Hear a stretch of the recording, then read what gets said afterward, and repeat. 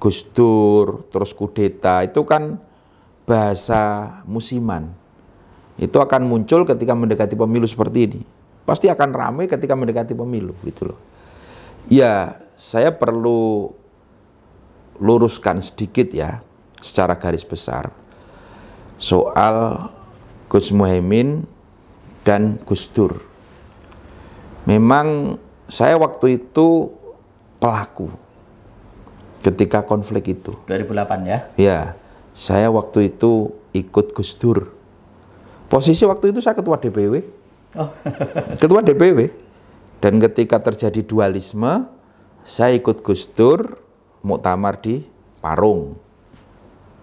Terus Gus Muhaimin menyusul melaksanakan muktamar di Semarang? Di Ancol. Oh, masih Ancol ya? Di Ancol. Oh, ya. Ancol, ya. Saya waktu oke, itu ikut Gus Dur. Oh. Karena bagi saya Gus Dur itu tidak hanya Dewan Suro atau pimpinan partai. Gus Dur bagi saya adalah orang tua sekaligus guru. Maka waktu itu saya baik-baik pamit ke Cak Imin. Cak, saya tak ikut Gus Dur, ndereke Gus Dur. Nah, oke, gitu loh. Waktu itu saya memang pelaku dan belum paham hiruk pikuk terjadi sesungguhnya apa itu loh. Baru belakangan ini setelah Gus Dur sedo, kita diskusi, ketemu beberapa tokoh, membaca referensi, saya baru ngeh. Ternyata memang itu bedesan. Jadi saat Gus Dur dilengserkan, Gus Dur itu masih dianggap satu kekuatan.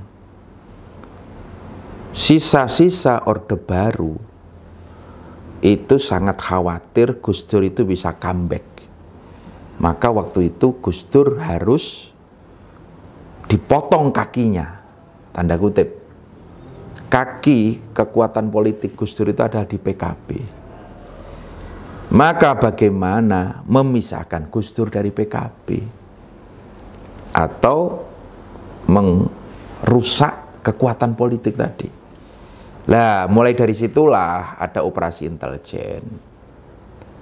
Dimasukkanlah salah satu ya orang luar lah, saya tidak perlu sebut nama. Ya. Ketika masuk di PKB bikin kegaduhan, mengadu domba sana sini. Singkat cerita, PKB terpecah menjadi dua kubu. Hanya aktornya ya orang itu tadi. Ada kubu Parung, kita dengan Gus Dur waktu itu, ada kubu Ancol, Cak Imin dengan teman-teman. Ya. Targetnya apa? Ternyata mereka punya target bagaimana PKB ini tidak ikut pemilu. Ini kan naif sekali gitu loh. Nah, alhamdulillah waktu itu Kiai Sahal Mahfud, Rois Am PBNU.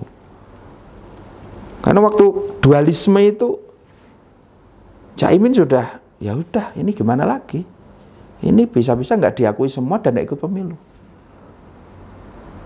Akhirnya Mbah Sahal itu nimbali Cak Imin. Perintah Mbah Sahal, Min, PKB mbok toto. Cak Imin menjawab, Paman, karena Paman, saya tidak akan melawan Gus Dur. Saya tidak berani melawan Gus Dur. Tapi Mbah Sahal memerintahkan, ojo mbok niati ngelawan Gus Dur, niatono noto PKB. PKB kudu ditoto dandani. Karena PKB itu sing nglairke para kiai dan NU. Itu amanat Mbah Sahal. Mulai dari saat itulah Cak Imin berjuang menata, memperjuangkan di hukum, dan alhamdulillah PKB bisa ikut pemilu meskipun babak belur. Ya, sudah babak belur ya. Babak belur waktu itu. Tapi apapun ya Cak Imin ikut menyelamatkan PKB.